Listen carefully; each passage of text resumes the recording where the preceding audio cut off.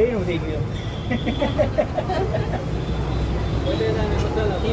આ પાઉં જે છે ને મને પેલા ધમાભાઈની દાબેલી યાદ આવી ગઈ. પાઉં તો એવડું જ છે અને એમાં ચવાણું વધારે હોય છે, આની અંદર બટાકા વધારે છે. એટલે કુલદીપભાઈ મને જ આ 35 રૂપિયાનું આવડું પાઉં આપ્યું છે કે જેટલા આવે બધાને આપો છો? રેગ્યુલર ભાવ છે આપણો. આ રેગ્યુલર દાબેલીનું પાઉં છે. બતાવો તો તમારું. Hello, welcome to the blog. I hope you guys are doing great. Actually આજે એક સાવ સાચી વાત કહું તમને, આ બ્લોગ મારા ઘરે જ જોશે ને તો મારું આવી બનશે. મારી વાઈફે આજ મને ફોન ઉપર કીધું હતું કે શું જમવા બનાવું. મેં જે બનાવું બનાવી નાખ. તામાં કહી દીધું, કારણ કે તેનું એડિટિંગમાં હતો ને એટલો બધો આમ કામમાં ઓલો હતો ને ઓપરો, તો એણે ઘરે દૂધીના ઢોકળા બનાવી નાખ્યા જે ખરેખર મને નથી ભાવતા. અને હવે મને ખબર પડી કે આજે થોડું કામ થયું કે હવે કંઈક કામ છે ને આપણા દાંતને ગમે, જીભને ગમે એવું કંઈક ખાતા જઈએ, પછી ઘરે થોડા ઢોકળા ખાઈ લઈશું એટલે ઘરે આવી ન બને અને આ થોડો ટેકો થઈ જાય. તો આવી ગયો છું અત્યારે રૈયા રોડ ઉપર રઘુવંશીમાં, અને કુલદીપભાઈને કીધું મસ્ત ભરેલું પાઉં તીખું બનાવી દો, પછી જોઈ લો છો ઘરે શું થાય. ઘર માટે અત્યારે પાર્સલ ન લઈ જાય, ઘરે ખબર ના પડવા દેવાય કે ભાઈ આ ડિનર આમ ખબર પડી કે રાત્રે શું બનાવ્યું છે, પછી તો વિડીયો ન બનાવો તો મારાથી. તો ચલો હવે આપણે આ ભરેલું પાઉં એન્જોય કરીએ.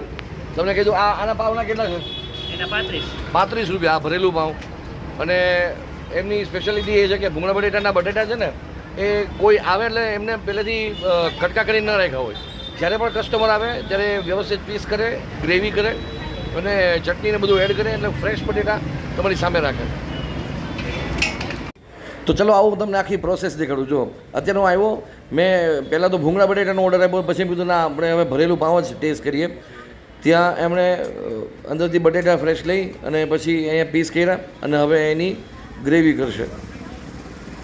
આ પ્રોસેસ કરતાં એને 2 મિનિટ જેટલો સમય નથી લાગતો. હવે તમે જુઓ આ બટાકા ઉપર ગ્રેવી એકદમ મસ્ત લપેટાઈ ગઈ છે અને આ હા જે લાલ ચટક બટાકા છે સાહેબ, સાચું કીધું, દિલ ઉપર હાથ રાખીને ઈચ્છા થઈ કે નહીં, પાણી આવ્યું કે નહીં મોઢામાં. તો પછી હવે એક તો આ પાઉંની સાઇઝ તમે ચેક કરો. મને એવું લાગે છે કે જે આપણે નોર્મલી દાબેલી ખાતા હોય ને એના કરતાં દોઢું તો પાઉં છે. અને એની અંદર આ બટેકા જે એડ કર્યા છે, આ હા, એક તો ઓલરેડી ગાડી મોટી ને એની અંદર પેસેન્જર પાછા જાજા, અને પાછા ઓહો એની અંદર બીજી વસ્તુ એડ થઈ છે, મસાલા સિંગદાણા, પાછા ચણાઈ, સેવ નાખી છે, સેવની સાથે સાથે ડુંગળી, કોથમીર છે કે નહીં, આ કોથમીરને ડુંગળી કોથમીર પાછી દેરાણી જેઠાણી, એક જગ્યાએ બીજીને જવું જોઈએ પાછું.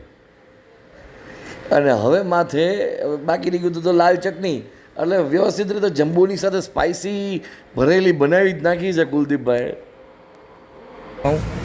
સ્પેશિયલ રઘુવંશી સ્પેશિયલ ભરેલું પાઉં, જેમાં રાજકોટની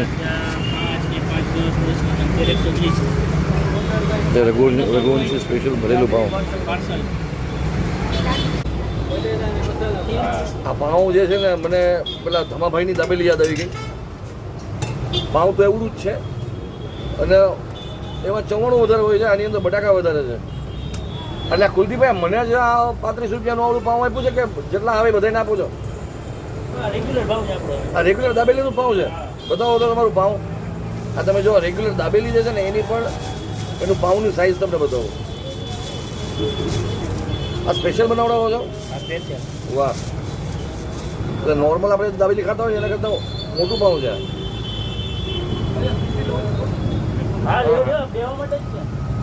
એકચ્યુઅલી આને ખાતા ખાતા શૂટિંગમાં દેખાડવું થોડું ઓકવર્ડ લાગશે.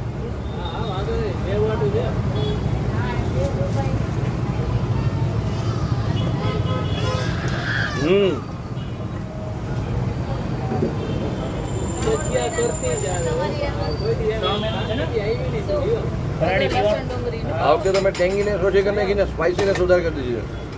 સરસ છે, તીખા કરી ગયા, સરસ તીખા કર્યા છે ભાઈ, મજા આવી.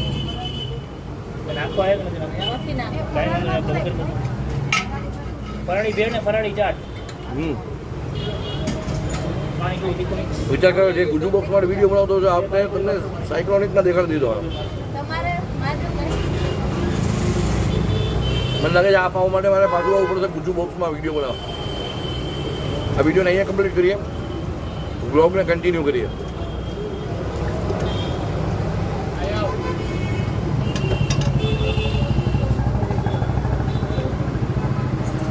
ફરાળી વસ્તુ બનાવી. ફરાળી ચાટ ને ફરાળી ભેળ બે વસ્તુ.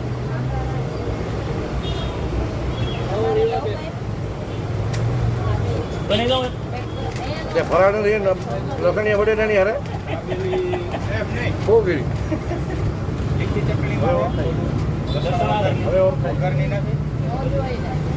ગજબ સસ્પેન્સ જો તમે પણ.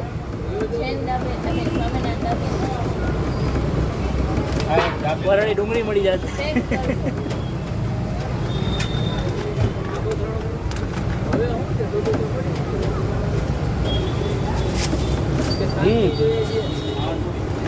ખાસ આપો. ખાસ.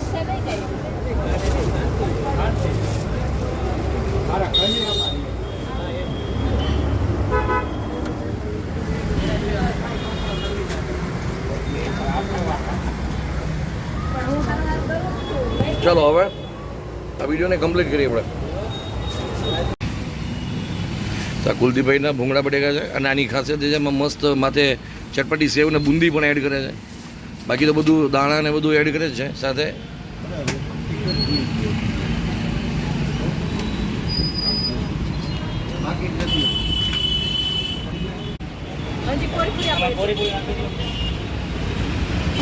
અરે ગજબ ગજબ. તો આ છે કુલદીપભાઈનું ભરેલું બટાકા ભરેલું પાઉં.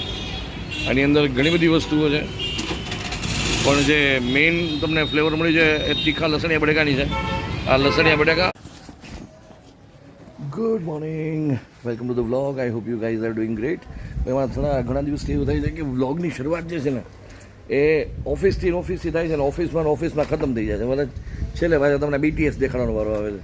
એટલે એમ થયું કે ચાલો હવે આજે ઘરેથી નીકળીએ છીએ ત્યાં વ્લોગની શરૂઆત કરીએ એટલે તમને એમ થાય ને કે અલગ દેખાડે છે ભાઈ. એકની એક જગ્યા ઓફિસના ફૂટેજ નથી દેખાડતો. ફિલહાલ તો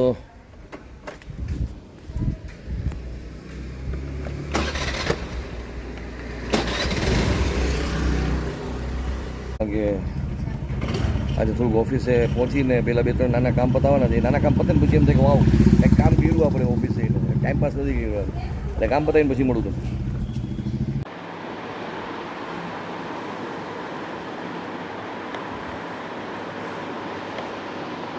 હેલો, કેમ છો બધા?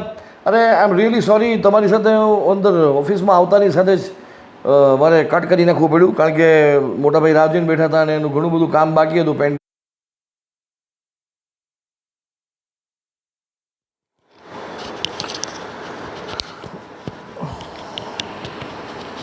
Hello hello hello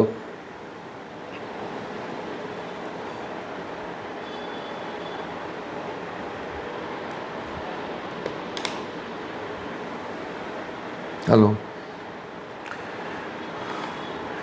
so friends, ઘણી વખત એવું થતું હોય, એક મિનિટ, ઘણી વખત એવું થતું હોય કે અમે લોકેશન ઉપર કોઈ વિડીયો શૂટ કર્યો હોય તો ક્યારેક એવું બની શકે કોઈ ટેકનિકલ એરર આવી ગઈ હોય, ઓડિયોને લગતી એરર આવી ગઈ હોય, ઓડિયો એકદમ દબાઈ ગયો હોય, અથવા ઘણી વખત એવું પણ થયું હોય કે ત્યાં લોકેશન ઉપર કોઈક જોરથી કંઈક આડું અવડું બોલી ગયું હોય.